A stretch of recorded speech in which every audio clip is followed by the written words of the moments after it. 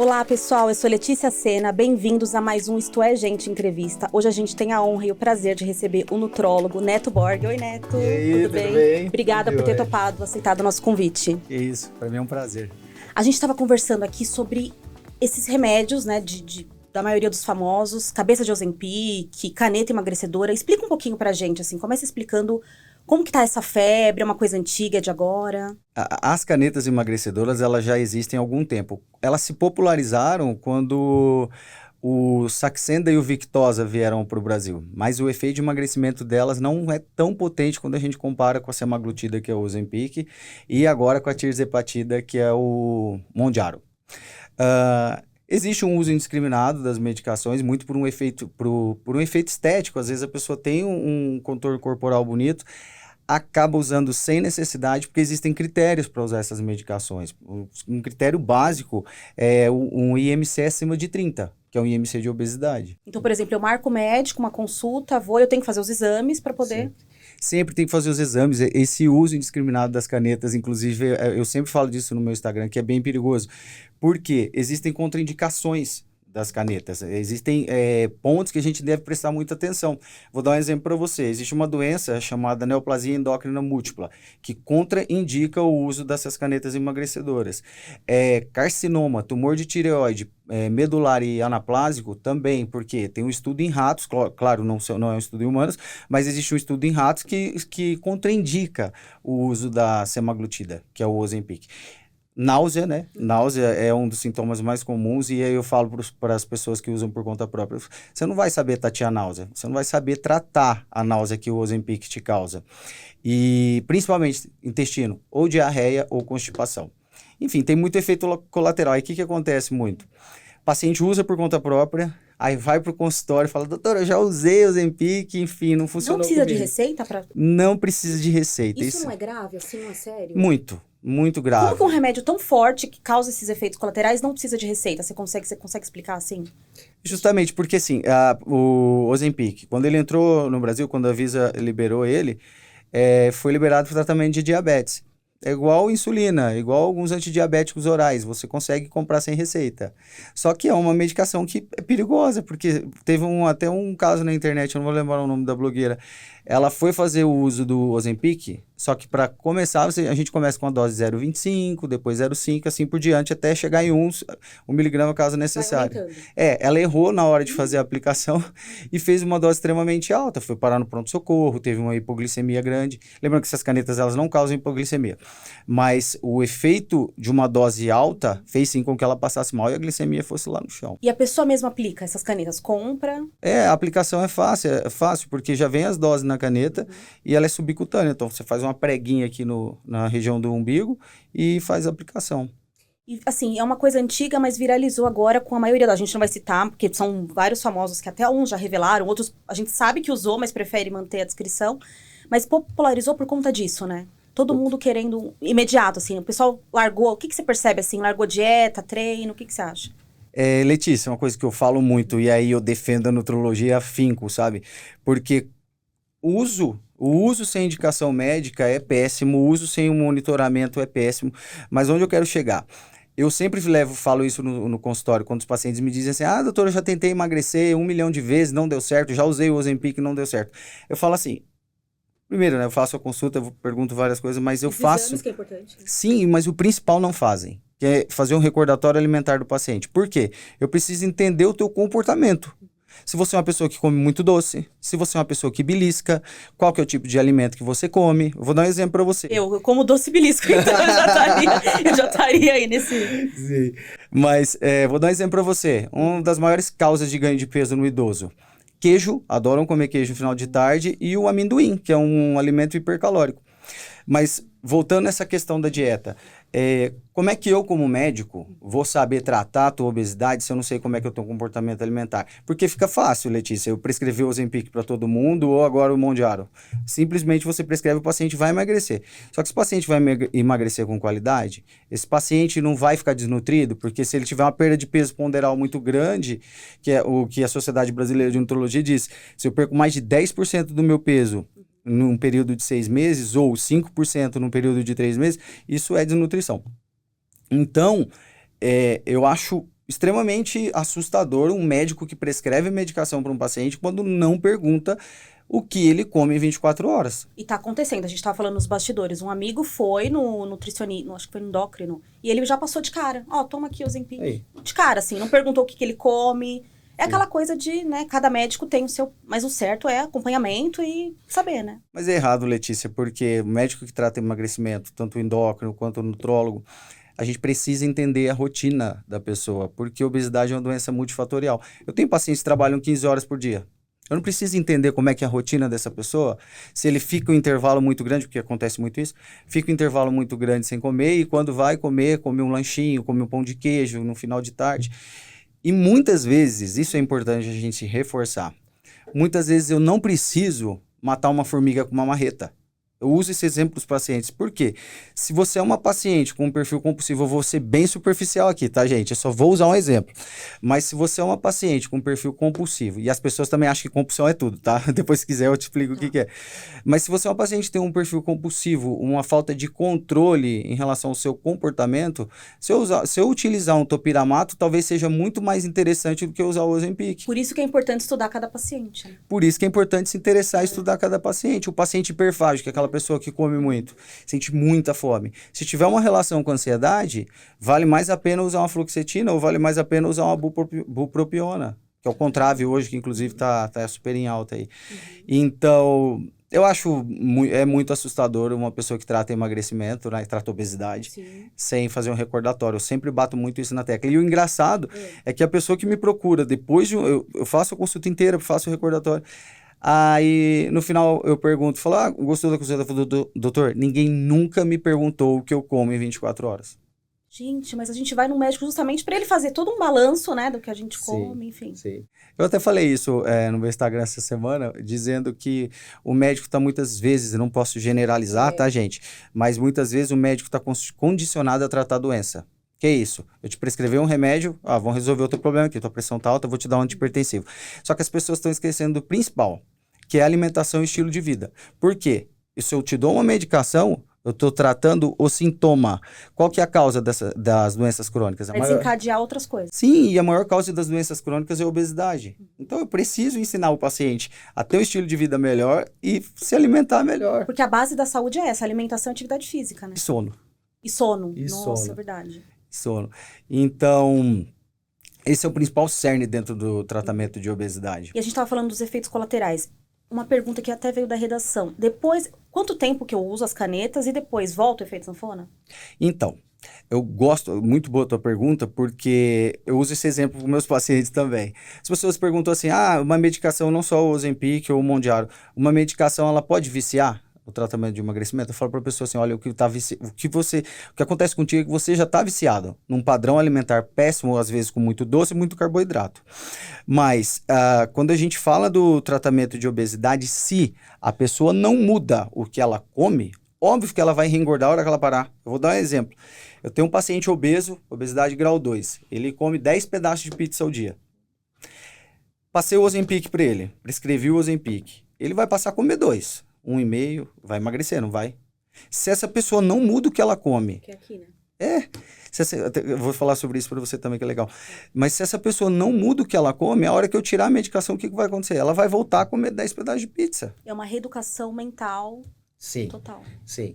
E é muito comportamento. E por isso que terapia cognitivo-comportamental junto é fundamental. Fundamental. É legal você falar isso para as pessoas. Hoje em dia com ansiedade, que reflete na comida. Sim. Eu não sei se você sabe, eu já pesei 140 quilos. Não, bom, jura? Eu falo que eu sou o melhor case para mim, porque eu vivi isso na pele. Então, você fala com propriedade. Sim, e quando o paciente chega extremamente frustrado no consultório, eu chorando, porque...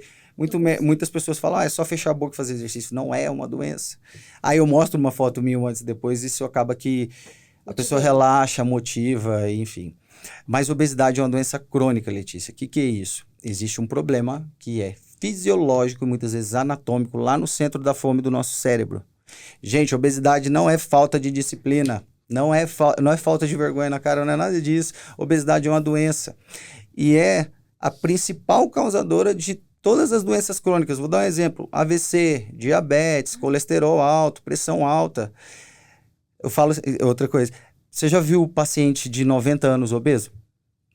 Não vê, porque essas pessoas acabam falecendo antes.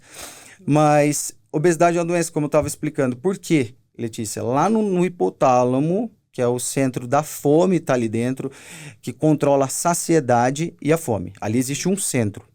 As pessoas que estão obesas ou que já foram obesas, que é no meu caso, eu digo, eu sou um obeso tratado, tá? Porque a minha célula ela tem memória, minha célula de gordura ela tem memória. Se eu relaxar, eu vou engordar de novo. Como a gente pode usar uma analogia, um dependente químico? Você tem que ficar ali se reeducando o tempo todo. O tempo inteiro. E eu explico isso para os pacientes. Olha, você tem um problema ali na estrutura do centro da fome que faz com que você tenha um padrão comportamental, um padrão alimentar muito diferente de quem sempre foi magro a vida toda. E ainda existe um outro processo que o obeso ele tem uma inflamação crônica. E parece tão genérico, né, quando a gente fala que o obeso tem inflamação crônica, mas a obesidade ela faz a gente libera mais de 60 fatores inflamatórios, mais de 60 marcadores inflamatórios. E essa inflamação crônica, ela vai para todos os lugares, ela vai para o intestino, você pode ver quantas pessoas obesas que têm intestino preso, então ela vai para o intestino, ela vai para a pele, ela vai para o cérebro, isso, e ela vai lá para o centro da fome, e faz com que o centro da fome ainda perca a sensibilidade. Então essa pessoa vai acabar comendo mais. E lá no seu consultório você trata tudo isso, assim? Você vai psicologicamente também? Conta pra gente. A maioria dos pacientes eu indico terapia cognitivo-comportamental. Eu falo muito sobre isso. Tem um questionário que eu uso que eu gosto bastante, depois se quiser até te mandar. Mas justamente uma entrevista motivacional que eu faço ali no final da consulta, perguntando para esse paciente, olha, caso você não emagreça, como você se imagina daqui a um ano? E caso você emagreça, como você se imagina daqui a um ano? E uma pergunta que eu faço muito, Letícia, para os meus pacientes, e esses não são só de emagrecimento, que vão procurar cuidar da saúde. Qual que é o sentido da sua vida? Porque quando eu pergunto o sentido da tua vida, não é o que você gosta de fazer. E se você não sabe o sentido da tua vida, você não sabe o porquê que você vai emagrecer. Se você se prender a só uma questão estética, que você quer estar magra, enfim, você não vai emagrecer. Padrão, né? O padrão. Então, a pessoa ela tem que ter muito estruturada isso dentro dela, entender qual que é o sentido da vida. E atividade física? As pessoas estão usando o remédio e deixando. Como que você vê isso assim? Aí ficam pessoas sarcopênicas, que é o que a gente vê em muitas famosas aí. A pessoa emagrece, perde muita massa muscular, fica com aquele aspecto de cabeça de Ozempic, até da entrevista outra vez. Esse nome, né? Viralizou, né? Viralizou. E são duas nomenclaturas. Uma é face de Ozempic, que é a pessoa que emagrece muito e perde o coxim gorduroso do rosto, fica aquele rosto chupado, né? Tipo de quem fez bariátrica e não se cuidou. E cabeça de Ozempic nada mais é que a cabeça ela não emagrece, né? Então a estrutura craniana ela vai se manter do mesmo tamanho. Só que se você perde muita massa muscular, você acaba ficando muito seco aqui, né? Perde bastante. Fica fininho e a cabeça é grande. Então, as pessoas não fazem exercício, muitas vezes, ficam presas às canetas emagrecedoras e não muda o estilo de vida. Você vai ver o tanto de gente que está usando essas canetas a hora que pararem com as canetas. Porque você não vai usar a sua vida toda. Então, isso que a gente estava se perguntando, assim. Porque como que não vai usar e vai voltar tudo de novo se ela não tiver fazer um acompanhamento, né? Justamente. E quando reengorda mais. E os valores dessas canetas? Porque assim, você vê que não é para pessoas que não têm acesso, né? É só para quem tem grana. Como que funciona, assim, os valores mesmo? No Brasil, o Ozempic, a caneta de 1 miligrama, se eu não me engano, ela está em torno de R$ 1.200. A dose máxima, eu faço esse cálculo com os pacientes, a dose máxima do Ozempic é 2,4 miligramas semanais. Ou seja, se eu chegar a uma dose máxima do Ozempic, eu vou gastar 2,5 canetas, mais ou menos. Vai dar 2.400, 3.400, em torno de 3.700. Sou péssimo de conta, não, tá? Eu também, eu sou de humanas. Mas em torno de 3.700 ao mês, né? E o Mounjaro, se eu não me engano, um tempo atrás que eu vi, estava em torno de $1.000 nos Estados Unidos. Aqui, mais ou menos? Aqui ainda não está sendo comercializado. É verdade. Ele foi liberado pela Anvisa, mas ainda não está liberado para ser comercializado. Estão falando muito dele também, né? Sim. Ele é a medicação mais potente hoje que... De todas as canetas, ele é o que mais... Porque o que acontece? Tem o Ozempic, que é o que está aqui no Brasil, e ele, por bula, é indicado para tratamento de diabetes tipo 2. E tem agora o Wegovy, que vai entrar no segundo semestre para venda. Nossa, tem outro? Mas o Wegovy, eu falo para os pacientes, é a mesma coisa do Ozempic. É Engov, não é Engov. É isso aí. Mas eu digo, é a mesma coisa que o Ozempic, só que em uma concentração maior, que a dose de 2,4, que é a dose máxima da semaglutida. Então, tanto o Wegovy quanto o Ozempic são o mesmo princípio ativo, é a semaglutida. Agora, o Mondiaro não, ele é tirzepatida, aí é diferente. Por quê? O Ozempic, ele é um análogo de GLP-1. GLP-1 é um hormônio que a gente produz no nosso intestino, no trato gastrointestinal, que diminui a grelina, que é o hormônio da fome, e que aumenta a leptina.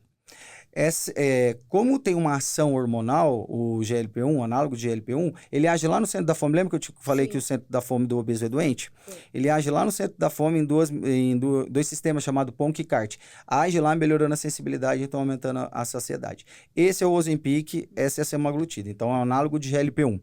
Agora, o Mondiaro, que é a tirzepatida, ele não é só um análogo de GLP-1. Ele é um análogo de GLP-1 e de GIP, que é um outro hormônio também que é responsável pela saciedade. Então, tem 2 mecanismos de ação e o Ozempic tem um só. Nossa, ele é mais potente. Então. Muito mais. E de emagrecimento também ele é muito mais potente. Para você ter noção, a menor dose do Mondiaro emagrece mais que a maior dose do Ozempic. Então, ele é bem forte. Ele é bem forte. E os efeitos colaterais também enjoam? Você sabe mais ou menos? Sim. Náusea. Náusea é um dos principais efeitos colaterais que a gente vê. Constipação, intestino preso. Aí você pensa a complicação que isso vira. Porque o intestino que não funciona direito, o sistema nervoso central não funciona direito também. Tem um eixo que a gente chama eixo intestino-cérebro. Então, obesos, na maioria das vezes, comem muito mal, muito ultraprocessados, enfim, o intestino já não funciona bem. Aí vai e usa o Ozempic, ou o Wegovy, ou o Mondiaro. Isso vai alterar mais ainda a microbiota intestinal. Então, pode ser que ela fique mais constipada, fique mais sem evacuar, mais dias sem evacuar. Nossa, que sério isso. Né? Sim, e isso altera muito o humor. Altera muito o humor, altera muito o padrão de ansiedade. Então, o intestino preso, inclusive, corre risco de formar fecaloma, causar perfuração intestinal. Então, por isso é tão importante o acompanhamento médico. Eu preciso, quando eu prescrevo uma medicação dessa, adequar a quantidade de fibras dentro da dieta desse paciente. E a maioria das pessoas, sem a medicação, não batem 30 gramas de fibra, em média, que é o que é indicado para a nossa saúde. Então, eu falei sobre a náusea, né? Falei sobre o intestino preso. Pode dar queda de cabelo. Dor de cabeça, porque a pessoa ela quer emagrecer a curto prazo e quer emagrecer rápido, muitas vezes fica sem comer, sem se alimentar. Aí, dá dor de cabeça porque não tem substrato energético para o cérebro funcionar direito. Do enjoo eu falei também. Pode dar queda de cabelo por desabsorção de vitaminas. Então, se eu tenho intestino que não está funcionando direito por causa de uma dessas medicações, pode dar queda de cabelo, a pele pode ficar ressecada. Então, eu posso ter o ferro pode ficar baixo, porque eu não tenho intestino saudável. Então, assim, a princípio, náusea, constipação ou diarreia. E a diarreia é a mesma coisa, tá? Ela causa todas essas alterações de absorção. Mas existem as consequências ali, as consequências secundárias é isso, tipo, ao intestino preso, ao intestino que não funciona bem. Todo mundo quer o bônus, mas não quer o ônus, né? Justamente. E pra treinar, assim, a pessoa não tem disposição tomando esse remédio, porque acaba ficando, né, meio... Não. E na prática, Letícia, é importante eu te falar isso que eu esqueci. Mas eu vejo no consultório alguns pacientes que usam o Ozempic se sentem mais deprimidos. Mais sem energia, mais chateados. Saíram alguns casos, se eu não me engano, na Suécia ou na Escócia, são países frios, tá? Onde tem um período de escuridão durante muito tempo. Enfim, dizendo que 2 casos, se eu não me engano, de 2 pessoas que estavam usando o Ozempic tiveram ideação suicida ou suicídio. Não lembro direito, gente. Mas já houve algum burburinho em cima disso. Mexeu Só que com os hormônios, né? Sim, não, sabe o que é? Mas aí chegaram à conclusão, quando a gente avalia, não dá para tomar isso como uma verdade, porque a Escócia ou a Suécia, não lembro qual país, são países frios e são países que ficam durante meses com noite, né? À noite. Não é igual aqui o Brasil solar, que tem sol, isso. Tropical. E isso também é um fator para depressão. Isso é um fator para diminuição do humor, enfim, para alterações do humor. Mas, na prática, eu percebo alguns pacientes assim, falam, doutor, eu fiquei tão sem energia, eu fiquei tão triste com a medicação. Nossa, então até repensando se usa ou não, né? Sim, chegaram justamente. alguns desistir ou não? Assim. Já. Chegam muitos pacientes assustados, porque já usaram por conta própria, aí vão ao consultório e falam, doutor, eu não quero usar essa medicação, eu já usei, eu passei mal, não Porque quando vira modinha, todo mundo quer, né? Todo mundo quer. Todo mundo já chega lá, doutor, eu quero... Sim. E uma pessoa uma vez me questionou no Instagram, falou assim, mas como é que a gente faz? A medicação é cara e a consulta é cara, então eu vou comprar a medicação. Eu falei, tá certinho, às vezes você tá gastando dinheiro à toa com uma coisa que não tem nem E um necessidade. problema que vai dar lá na frente pra ela, né? Ah, Você vai. não trata ali certinho com um profissional, né? Vai. Paciente com história de pancreatite não pode usar nenhum análogo de GLP-1, nenhum análogo duplo. Não pode, porque pode desencadear a pancreatite. História de câncer de pâncreas também, tem que tomar cuidado. Paciente com colecistite, colelitíase, que é pedra na vesícula. Também Olha a tem que tomar importância de cuidado. fazer um exame de sangue para diagnosticar se você pode ou não usar, né? Justamente. Então, a cantora Maiara, né, da dupla sertaneja com a Maraísa, ela fala que ela não usou, enfim, medicamento, né, a gente sabe. E ele emagreceu muito, né? E, assim, você acha que ela usou? O que você acha, assim? Ó, é difícil, porque... O Eduardo Costa também apareceu muito magro. Você tá muito magro mesmo. Ele tá. É difícil afirmar isso, porque eu precisaria entender a rotina dela. Mas, um emagrecimento abrupto gera um grande risco de ter deficiência de vitaminas. Isso é fato. E pela avaliação que eu fiz do café da manhã dela, inclusive saiu na revista de vocês. Isso. Pela aquela avaliação que a gente fez do café da manhã dela, aquilo ali nutricionalmente não é o adequado, porque é baixíssimo em fibra, baixíssimo em carboidrato. Que é ovo, né? O ovo, até eu elogio isso, porque o ovo ele tem um valor biológico muito bom. O que é isso? Ele é um alimento que possui aminoácidos essenciais. Aminoácidos essenciais é o que o nosso organismo não produz. Então, ele tem uma quantidade excelente de aminoácidos essenciais, é um valor biológico mais alto que existe. Depois, se eu não me engano, vem o leite. Mas também é rico em gordura saturada. Proteína, né? Bastante proteína, isso. Cada ovo tem em média 6 gramas de proteína. Mas ele é rico em gordura saturada. Então, excesso de ovo também pode piorar o perfil do colesterol. Então, o ovo, pensando em proteína, é legal. Só que eu calculei mais ou menos a dose que ela precisaria, calculando 1,2 gramas de proteína por quilo de peso, seria em média 10 ovos. Aí eu me pergunto, aí eu questionei isso. Será que no café da manhã dela existe no mínimo 3 ovos? A gente não sabe. Era o que era ovo, pepino. É ovo, jiló e palmito. Jiló, palmito. Nossa, é bem, assim, super inusitado, né? Super inusitado. E tanto o palmito quanto o jiló, eles têm uma quantidade de carboidrato baixa. Então, não vai dar energia, porque... É para refeição de manhã, assim, achei super estranho. Que é a principal refeição do nosso dia, porque é a hora que você está acordando ali, você precisa de energia para poder desempenhar, né? Se eu te deixo com carboidrato baixo ali, num estado como o dela tá, né? Super magrinha, enfim, é um pouco arriscado. Não conheço a rotina dela, até falei sobre isso, não dá para eu saber como é que é o almoço, como é que são os lanches dela, mas um café da manhã desse não é muito sustentável. Que um café da manhã, assim, você, para todo mundo, independente de peso, enfim, você aconselharia o ovo? Tapioca, descobri que não pode, eu gosto de tapioca de manhã. A tapioca é tão calórica quanto o pão. Quanto o pão, me explica. Quanto o pão. Mas eu sou muito a favor de uma dieta equilibrada, sabe? Tem uma quantidade suficiente de proteínas, aí a gente tem que sempre calcular a quantidade. Se eu te disser a quantidade, eu vou estar só deduzindo, porque eu preciso pegar o seu peso, avaliar, fazer o teu recordatório alimentar, enfim. Mas uma quantidade de proteínas adequadas, de fibra, de gordura e de carboidrato. Então, eu preciso balancear isso. Carboidrato em torno de 50%, proteína em torno de 20% a 30%. Pensando que dentro do carboidrato são as fibras também. E de gordura de 15% a 20%. E, então, isso é um prato equilibrado. Agora, quando a gente pensa em fonte de proteína, o ovo de manhã é ótimo, né? Porque, como eu falei, tem um valor biológico excelente. A gente pode ingerir aí frango, mas só que frango brasileiro não tem muito costume de comer de manhã. Um queijinho branco? O queijo branco pode ser legal, mas não tem uma quantidade de proteína tão grande. É proteico, tá? Mas não tem uma quantidade de proteína tão grande, por exemplo, quanto o ovo. Então, o ovo acaba sendo uma excelente fonte de proteína, de aminoácidos essenciais e prático, né? Frutas, né? Mamão. Frutas, aí é quando a gente fala de fibra. Mamão, aveia, granola, tudo isso é interessante para o intestino funcionar bem. E as pessoas se enganam muito com o alimento, porque vou dar um exemplo para você. Quem treina de manhã, quem faz exercício de manhã, fala assim para mim, às vezes, doutor, eu comi uma granola com alguma coisa e tal. Fala, granola, ela é um carboidrato complexo, ela te dá energia, só que a liberação da energia dela dentro da gente vai ser ali depois de 3 horas, não é de imediato. Então, por isso que é importante a avaliação nutricional. E uma coisa que eu saliento, eu bato na tecla, tá, Letícia? Eu não trabalho sem um nutricionista. Eu falo isso muito. Conta como que é a sua consulta, assim. Você faz um acompanhamento desde psicólogo, conta um pouquinho. Tudo que eu possa abraçar esse paciente, eu tento acatar. Como é que funciona o meu trabalho?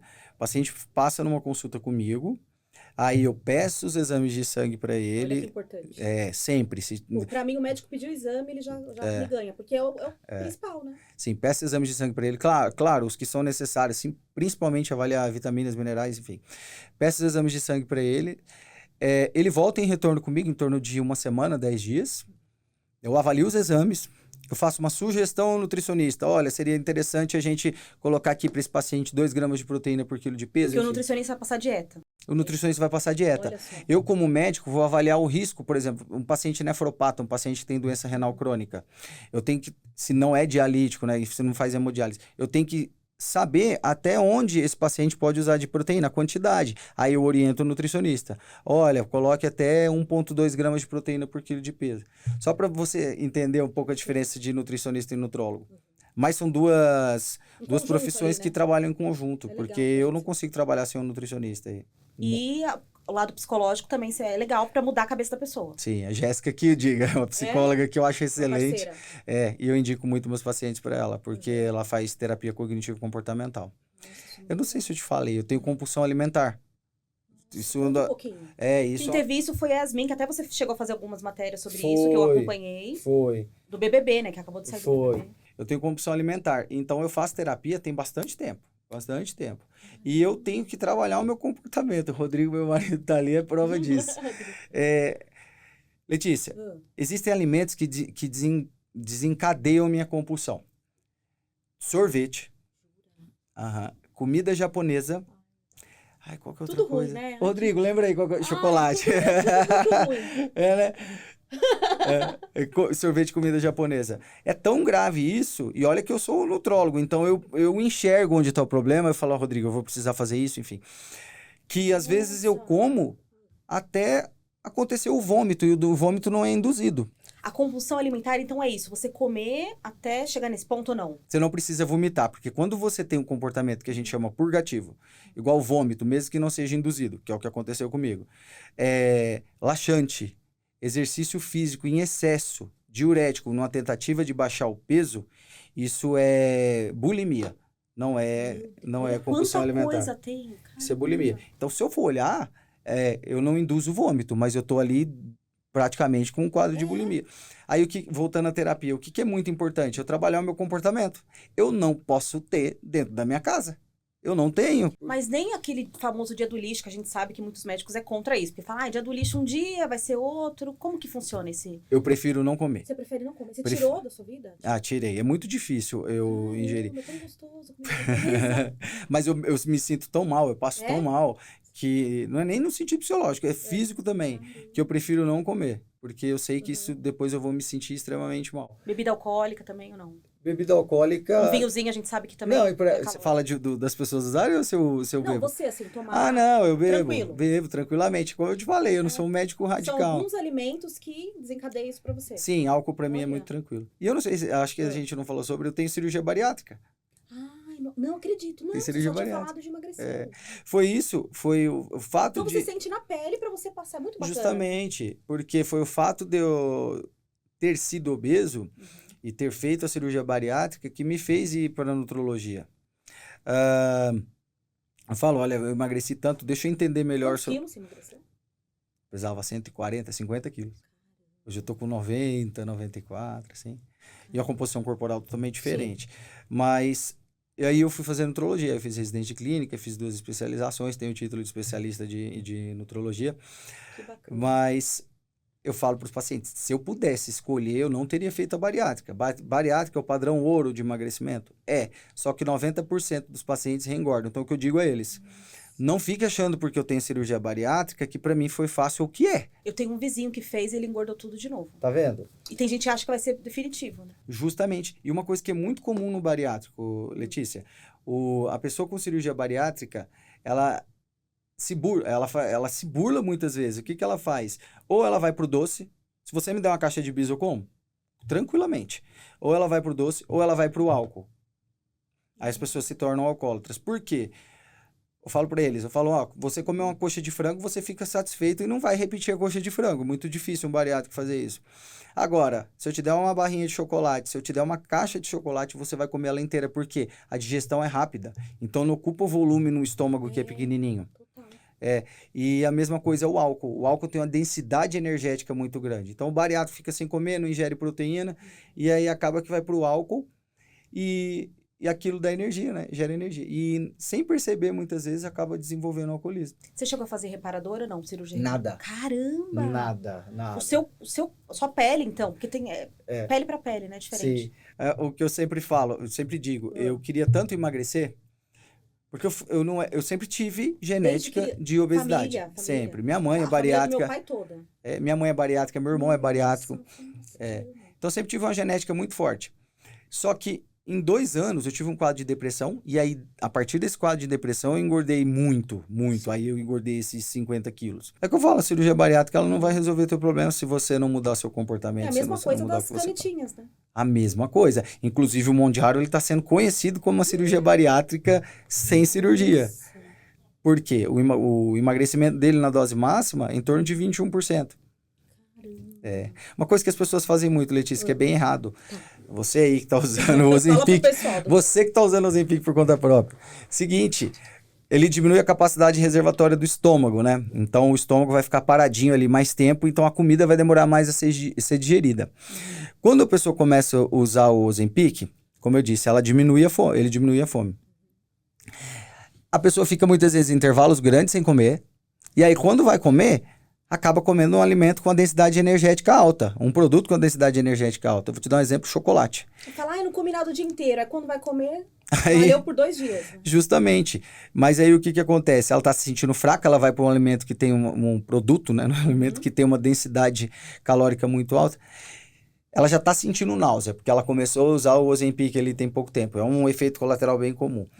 Quando ela ingere carboidrato simples, de má qualidade ou gordura, esses sintomas pioram.